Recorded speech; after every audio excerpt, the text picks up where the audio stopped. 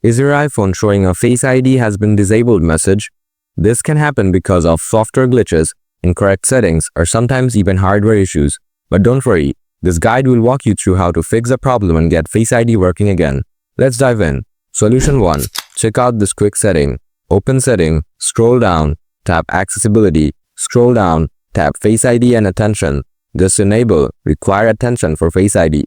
Attention-aware features also enable haptic on successful authentication.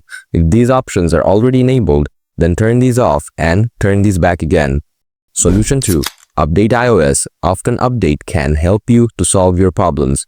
Open Settings on your iPhone. Scroll down and tap General. Tap Software Update to see if any updates are available. If an update is available, install it. Software updates often contains fixes for Face ID related issues. Solution 3. Check Hardware Test for Face ID related issues. Go to App Store, type Check My Device, install and open these apps. Scroll down, find out Face ID Test.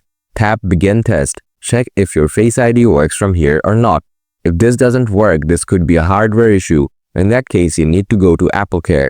Before you go, you can do a few things to check whether it works or not. You can give your iPhone a quick reset all settings, or you can also try to give a reset Face ID if this option is available.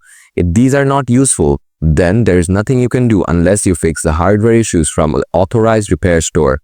By following these steps, you should be able to fix the Face ID has been disabled error on your iPhone. I hope these steps worked for you. If you ran into any issues or if you have any more questions, feel free to leave them in the comments below. I'd be happy to help. Thanks for watching and don't forget to subscribe for more helpful videos.